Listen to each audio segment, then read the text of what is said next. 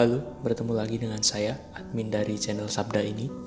Pada kali ini kita akan membahas terkait apakah ada kita yang lain di luar sana. Film-film fiksi ilmiah yang muncul sejak tahun 2000-an hingga pasca 2020-an menceritakan banyak kisah tentang sains dan banyak hal lainnya.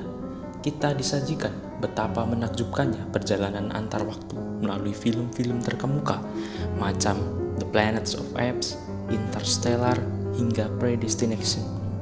Atau kita juga disuguhkan kemungkinan-kemungkinan keberadaan dimensi dan alam semesta yang bermacam-macam yang lebih kita kenal dengan istilah multiverse. Film-film yang menjanjikan fiksi ilmiah macam ini seperti Avenger dan segala varian Marvel lainnya.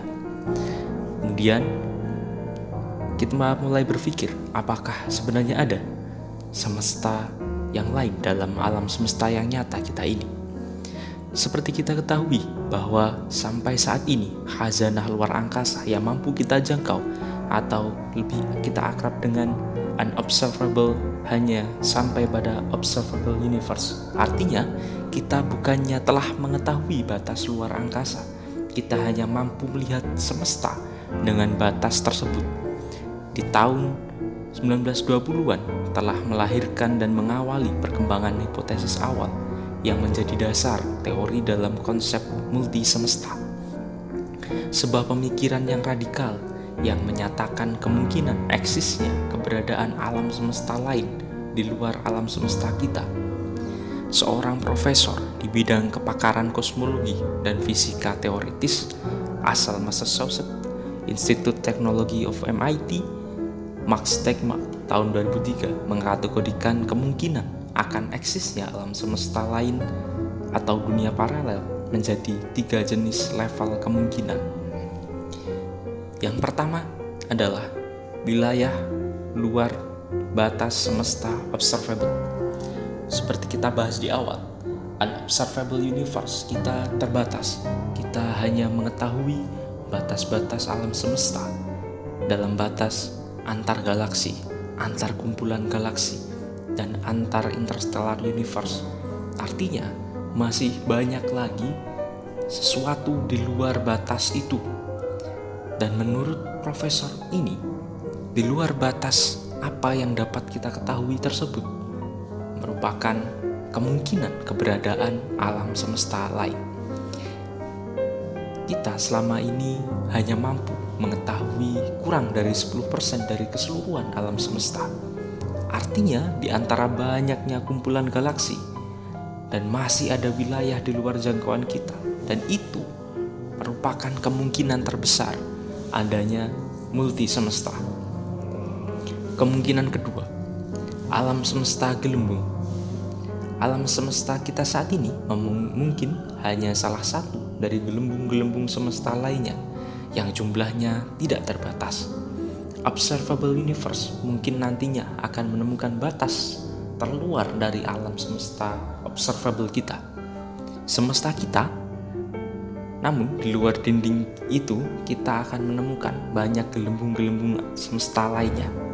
Artinya, pada teori kali ini mungkin sedikit abstrak, tetapi menurut profesor dalam kategori semesta yang lain pada teori ini, semesta kita hanyalah kumpulan dari galaksi yang kemudian dikumpulkan dalam wadah sebuah gelembung yang disebutnya sebagai bubble universe atau gelembung semesta, di mana di luar gelembung semesta tadi masih ada gelembung-gelembung semesta yang lainnya, dan kita hanyalah salah satu di antara ratusan, jutaan, bahkan miliaran gelembung yang ada dalam semesta kita saat ini. Yang ketiga, interpretasi banyak dunia. Hipotesis pertama adalah kemungkinan bahwa realita yang kita jalani saat ini tak lain merupakan hasil dari peristiwa kuantum.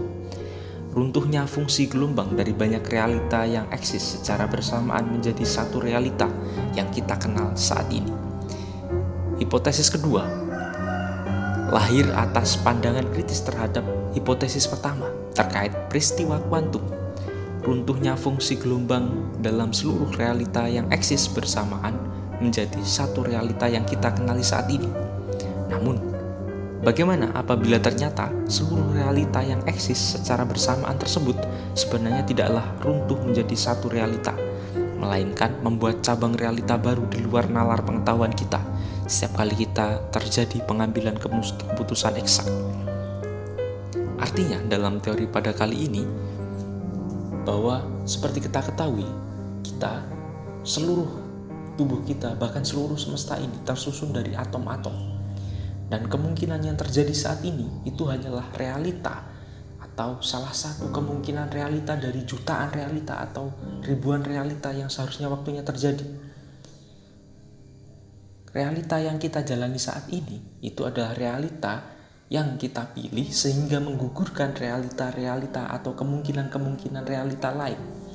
Lalu, profesor ini mengajukan kemungkinan atau hipotesis bahwa bagaimana jika ternyata realita yang tidak kita pilih dan realita yang tidak terjadi pada dunia nyata kita saat ini sebenarnya bukanlah runtuh atau dikalahkan oleh realita kita atau keputusan kita saat ini, melainkan realita tersebut membentuk cabang realita lain. Dia membentuk satu dunia baru, membentuk satu dunia yang lain, di mana dunia itu nanti yang memungkinkan menjadi alam semesta yang lain. Keempat, alam semesta yang jauh berbeda. Segala realita fisik yang kita kenali saat ini berasal dari informasi nilai eksak matematis yang dibentuk oleh sebuah prinsip demokrasi matematika yang sedemikian rupa. Lantas, hal ini tidak menutup akan kemungkinan berlakunya prinsip demokrasi matematika lainnya yang berada di luar kemampuan nalar manusia. Berlakunya prinsip demokrasi matematika yang berbeda tentu akan memberikan informasi nilai eksak matematis yang berbeda. Dengan demikian, segala hukum fisika yang membentuk materi dan realita pada jagat raya tersebut akan sangat jauh berbeda dengan realita yang ada pada jagat raya kita. Dalam teori yang terakhir ini, seperti kita ketahui bahwa segala sesuatu yang ada di dunia ini merupakan hasil dari keputusan matematika atau demokrasi matematika dalam istilah fisikanya. Segala sesuatu, tersusunnya matahari merupakan dari sistem susunnya matematis, mulai dari proton, neutron, dan lain sebagainya sehingga membentuk fusi nuklir. Bagaimana jika terjadi susunan atau konsep demokratis matematika yang lain? Tentu susunannya akan jauh berbeda. Bagaimana jika unsur atom kita tersusun dengan tidak cara seperti kita saat ini? Otomatis bentuk kita, cara hidup kita akan berbeda sama sekali dengan hal itu. Ini hampir mirip dengan teori sebelumnya. Maka keputusan atau kemungkinan demokrasi matematika tersebut bukanlah runtuh dan tidak kita lakukan atau tidak terjadi, tapi itu terjadi di luar nalar kita. Itu terjadi di dunia yang sangat berbeda dengan kita. Itu memungkinkan terjadi alam semesta yang lain. Mungkin teori-teori ini begitu abstrak atau terdengar seperti fiksi ilmiah, tetapi nyata secara matematis teori ini mungkin ada. Dan terima kasih.